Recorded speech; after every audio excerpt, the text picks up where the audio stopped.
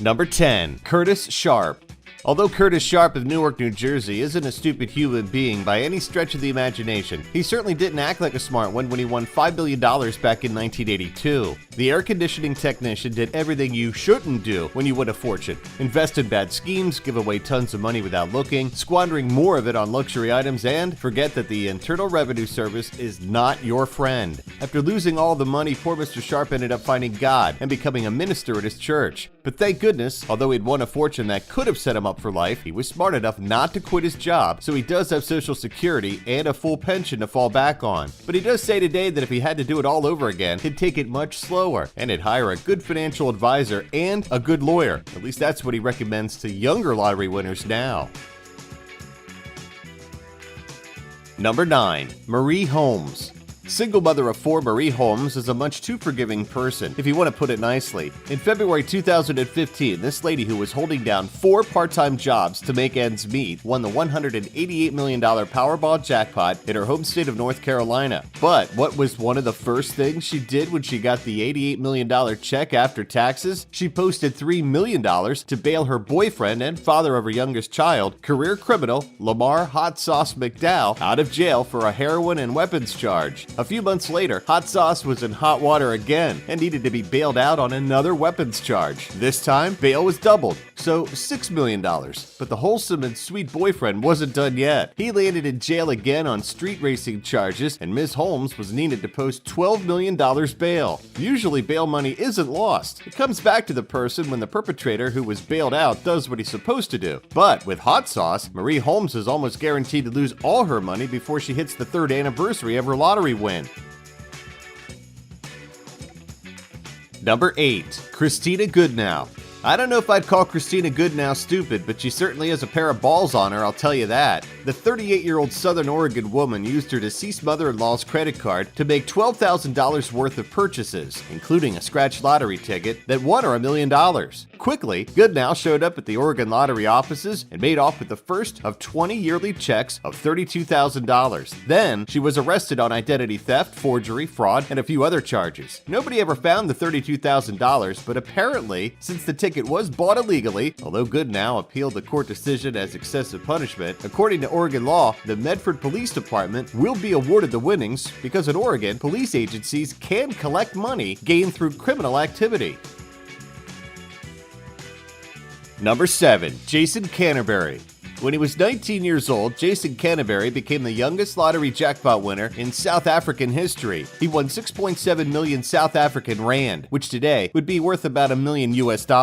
Unfortunately, Jason used his money to basically try and create a drug empire and ended up getting himself arrested for the murder of an associate over a drug money disagreement. If that wasn't enough, he also tried to dispose of the body himself, which is never a good idea. Anyway, he did try to appeal his 28-year prison sentence back in 2011, but was not met with much love from the judge. Number 6. Marva Wilson. Would it be mean to say that Marva Wilson is dumb? Well, we certainly can't call her the sharpest knife in the drawer. After winning $2 million in the Missouri lottery, that is in the United States of course, where lottery winnings are heavily taxed, naive Marva gave her friend Freya Pearson unrestricted access to her bank account. What? Pearson used the money to travel, gamble, buy cars, an apartment, squandering some $640,000, leaving the lottery winner completely broke. Number 5. Victoria Zell. In 2002, Victoria Zell showed up at a press conference with her then estranged husband, who had won the Powerball jackpot, and who said that even though they were getting a divorce, they'd be sharing the winnings half and half. 3 years later, Victoria was in court, being convicted of driving dangerously and causing the death of 30-year-old Joshua Schmidt and serious spine injuries to 31-year-old Amity DeMock. Since her lottery win, Zell has just thrown caution to the wind and turned her life into a living chaos. Proof that money doesn't always solve everything, and being an idiot certainly doesn't help either.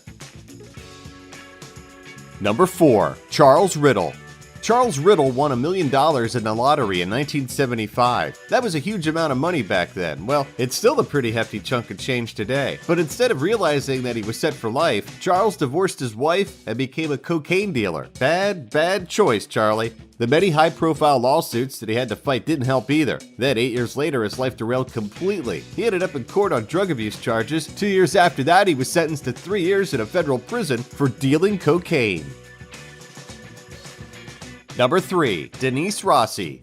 California resident Denise Rossi won $1.3 million in the lottery when a group of employees from her job got the winning numbers. But Denise thought this would be a great time to end her apparently perfect 25-year marriage. So, she didn't tell her husband that she was a brand new millionaire, just that she wanted a divorce. Well, she almost got away with it, but when her lie was discovered, a judge granted the full amount of her winnings to her ex-husband. So there, another clear example of lying being a bad thing. Number 2. Jay Sommers. Jay Sommers was just 20 years old when he split a $28.9 million jackpot with 5 people in 1988. When he got his first annual payment of $290,000, he went out and bought not 1, but 5 new cars. "I blew all the check in 2.5 months, says Sommers. What 20-year-old wins that kind of money and is sensible with it? Things didn't get much better when his friends persuaded him to swap his annual checks for a discounted lump sum payment. One morning, Jay woke up and the money was gone. It had just vanished, thanks to a friend's bad investment and shady deals. Now single and living near Detroit, Sommers works in construction and is trying to make it big as a NASCAR driver. "I'm still bitter, and I'll be bitter the rest of my life," he says. "I think I'd be further along today if I had never won." Yeah, Jay, that's it. Blame it on everybody else but yourself, dude. Number 1. Ronnie Music Jr. If you're going to win $3 million in the lottery at the age of 45, it might be a great idea to start that business you always dreamed of having. You know, being your own boss, hiring people you like and trust, working on your own schedule and at your own rhythm. Not such a great idea, though, to invest your dough in a crystal meth drug ring. That's what Ronnie Music Jr. did, and now he's pleaded guilty to drug trafficking and firearm charges, and is waiting to know exactly how many decades he'll spend in a federal prison. Just wonder if he'll be wearing a Walter White t-shirt under that prison jumpsuit.